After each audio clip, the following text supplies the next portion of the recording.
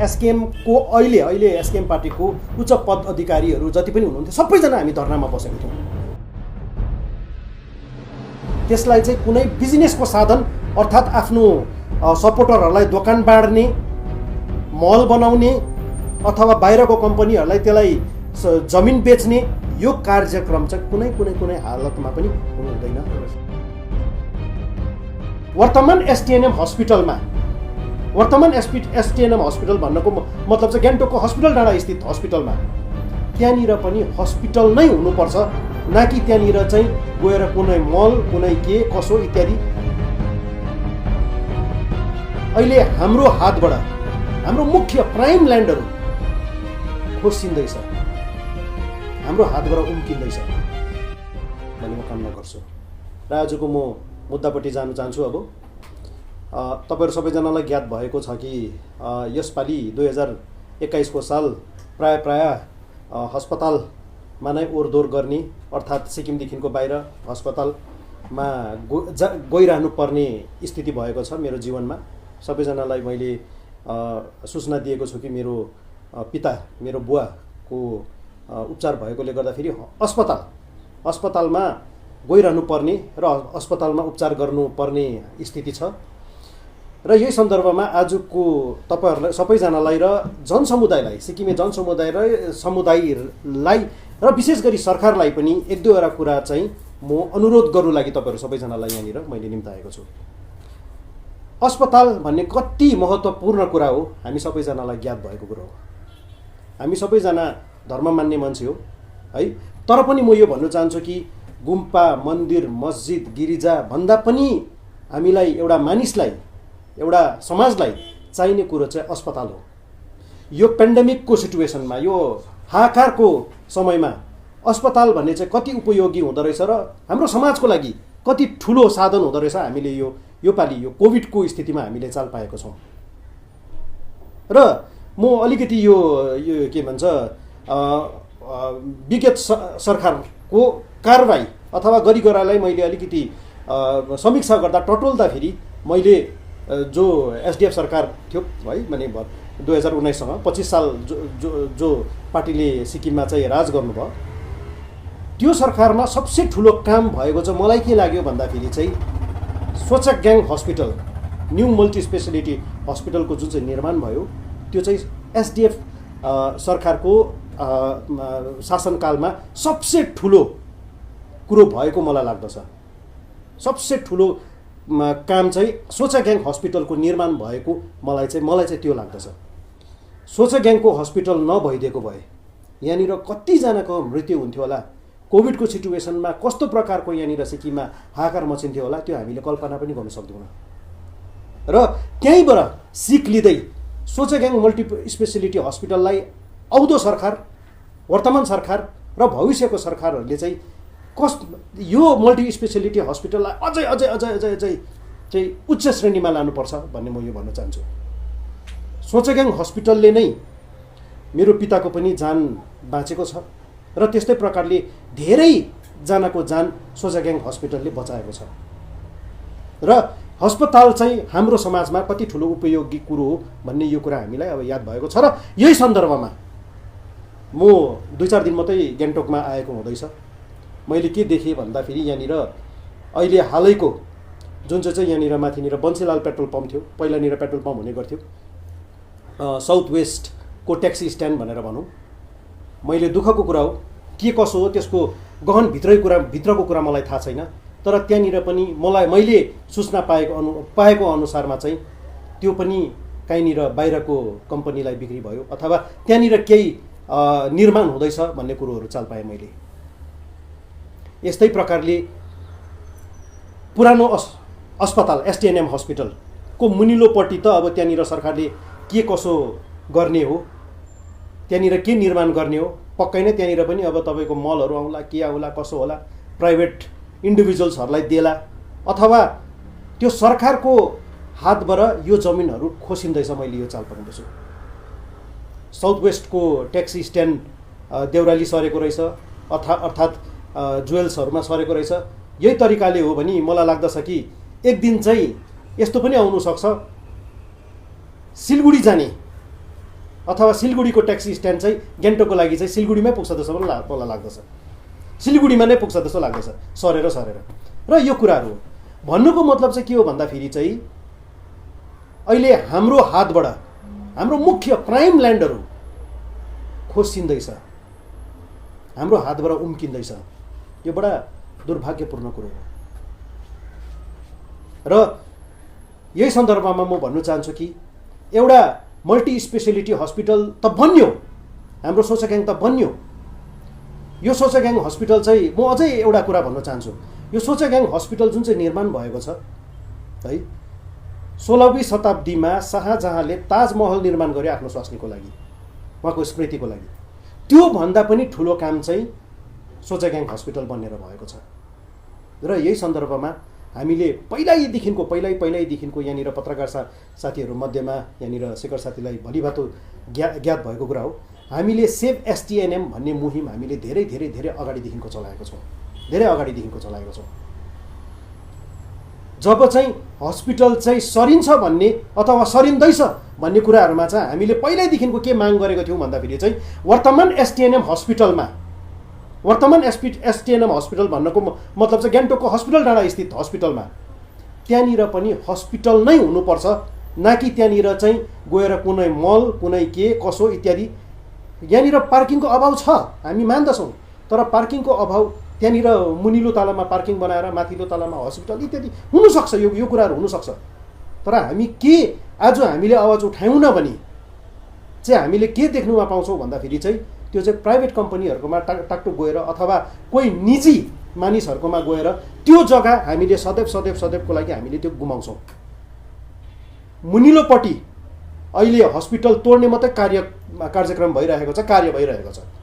अर्थात् यो जुन चाहिँ के भन्छ, यसको पनि म दस्तावेजहरू निकाल्छु, दस्तावेज निकालेर के कसो हो भन्ने म तपाईँहरूलाई है मैले पाएको सूचना म तपाईँहरूलाई त्यो सार्वजनिक गर्छु, साझा गर्छु। तर जुन चाहिँ एसटिएनएम हस्पिटल छ त्यहाँनिर हस्पिटल नै हामीलाई चाहिन्छ, जनतालाई हस्पिटलै चाहिन्छ, गान्तोक निवासीलाई चाहिन्छ।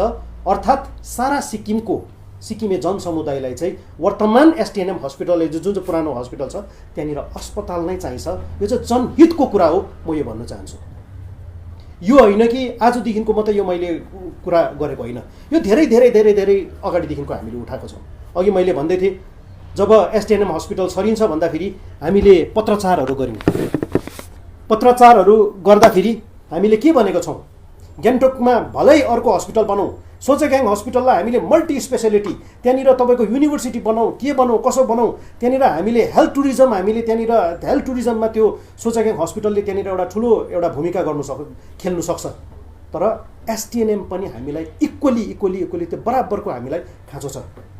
भोलिको दिनमा यस्तै किसिमको पेन्डेमिकहरू अथवा त्यो हेल्थ इमर्जेन्सीहरू उत्पन्न भएछ भने केवल सोचाग्याङले मात्रै त्यो माने सिक्किमको अथवा गान्तोकको जनतालाई माने हेर्नु सक्दैन। हामीलाई अर्को अस्पताल पनि चाहिन्छ। सिक्किममा अर्थात् गान्तोकको जनसङ्ख्या दिनोदिन बढिरहेको हामी देख्दछौँ। हामीलाई नजिकमा पनि अस्पताल चाहिन्छ। र यदि सरकारको नियत चाहिँ चोखो छ, साफ छ भने चाहिँ म सरकारलाई 2 हात जोडेर 10 उङ्ली जोडेर सिक्किमे जनताको हितमा अहिले वर्तमान एसटिएनएम पुरानो एसटिएनएममा चाहिँ त्यहाँनिर चाहिँ अस्पतालको नै निर्माण हुनुपर्छ, म यो भन्न चाहन्छु। हामीले 2010 सालमा त्यहाँनिर जमिन कसको पर्दछ भनेर भन्दाखेरि पनि जमिन पनि त्यो एकदमै त्यो कसको ठिक त्यो एउटा त्यो कागजपत्र कसैकोमा पनि छैन।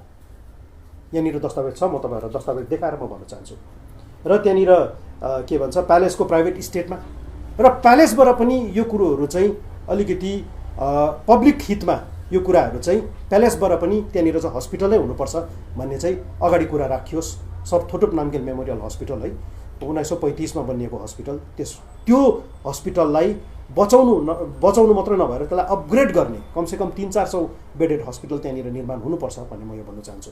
र यो कहिलेदेखिको हामीले आवाज उठाएको छौँ भनेर भन्दाखेरि चाहिँ 2010 देखिको यहाँनिर दस्तावेज हेर्नुहोस्। 2010 देखिको हामीले यहाँनिर दस्तावेजहरू त्यतिखेरको तत्कालीन सरकारलाई पनि हामीले बारम्बार हामीले पत्रचार गऱ्यौँ। र त्यति मात्रै नभएर मेरो हातमा चाहिँ केसको दस्तावेज छ भन्दाखेरि चाहिँ 2010 सालको अर्थात् 2019 भन्दा अगाडि जति पनि सिक्किममा विपक्षीहरू थिए सबैजनाले नै एसटिएनएम हस्पिटललाई चाहिँ एक मत लगाएर एक सुरमा चाहिँ बचाउनु पर्छ भन्ने हामीले त्यहाँनिर कुराहरू राखेको थियौँ। म अस्ति यहाँनिर 5 तारिक थिइनँ, नभए स्वर्गीय श्री नरबहादुर भण्डारी साहबले पनि यो कुरालाई चाहिँ पत्रचार गर्नुभएको छ कि एसटिएनएम हस्पिटलमा चाहिँ अहिलेको जुन चाहिँ पुरानो एसटिएनएम हस्पिटलमा चाहिँ हस्पिटल नै हुनुपर्छ भनेर चाहिँ पत्रचार भएको छ।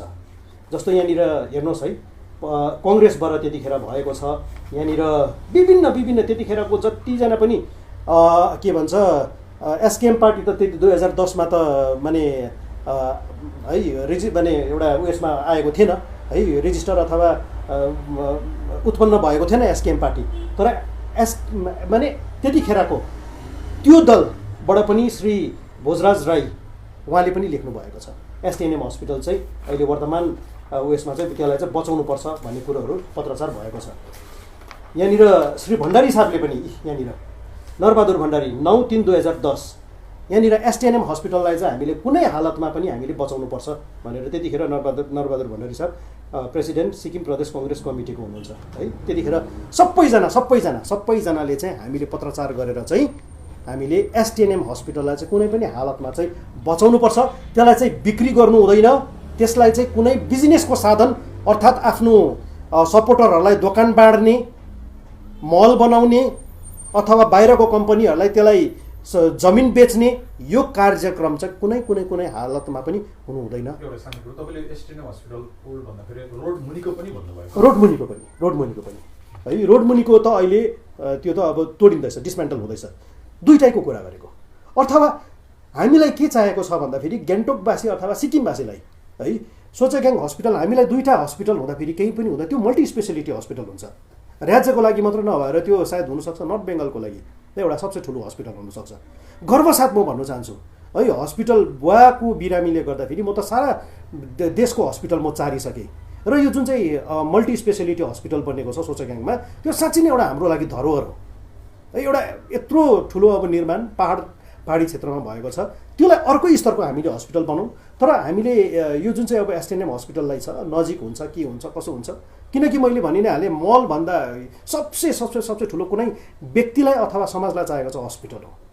जान हे तो जहान हे भनेर भन्छ नि त है। अन्त मैले भनि नै हालेँ समस्त सबैजना त्यतिखेर हामी अहिले वर्तमान एसकेएमको साथीहरूकोबाट पनि एसटिएनएम हस्पिटल चाहिँ बाँचिनुपर्छ भन्ने कुरोहरू चाहिँ आएको छ 2019 अगाडि है। सेभ एसटिएनएम है, हामीले कतिजना अहिले एसकेएम सरकारमा अब कतिजना अब उच्च पदहरूमा हुनुहुन्छ, उहाँहरूले पनि सेभ एसटिएनएम भनेर र्यालीहरू निकाल्नु भएको, तर सरकारमा पुगेर चाहिँ यो कुराहरू चाहिँ बिर्सिदिएछ भने चाहिँ पछि सरकारबाट हट्दाखेरि चाहिँ धेरैवटा कुरा चाहिँ अप्ठ्यारोमा पर्न जान्छ है। यही सन्दर्भमा जब चाहिँ त्यो हस्पिटल तोडिन्छ इत्यादि भन्ने कुरामा चाहिँ मैले आजको कुरो होइन है, यहाँ हेर्नुहोस् 8 तारिक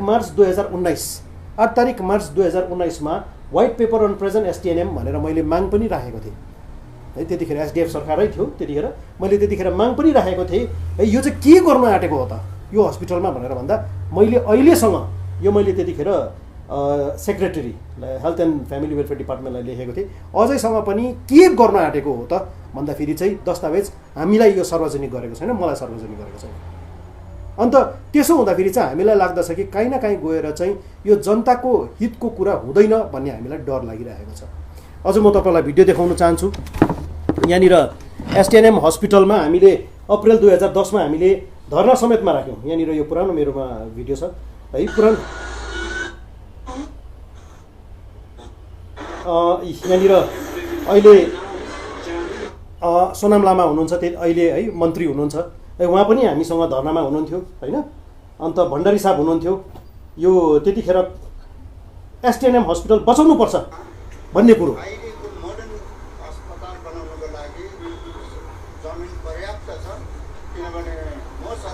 तपाईँले यहाँनिर देख्नुहुन्छ। त्यतिखेर अप्रिल 2010मा अहिलेको सरकारमा मन्त्री हुनुहुन्छ है श्री सोनाम लामा। हामी सबैजना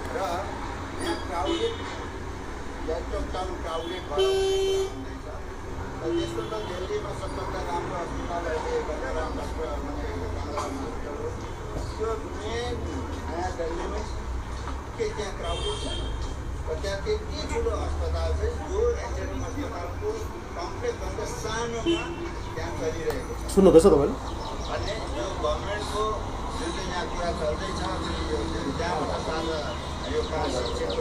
यो डिस्ट्रिक्ट कोर्टको अगाडिपट्टि अप्रिल 2010मा हामीले धरना पनि बसेको थियौँ। प्राय तपाईँलाई पनि याद छ यो।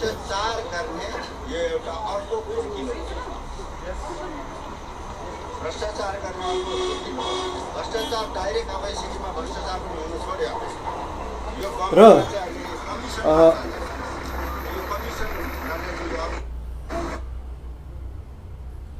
अहिले जस्तो मानिलिनुहोस् पवित्र मानव एसकेएम पार्टीमा नै एउटा उच्च पदमा हुनुहुन्छ है। हामी सबैजना बसेको थियौँ यो धरनामा। हाम्रो बस्ने उद्देश्य चाहिँ के थियो भन्दाखेरि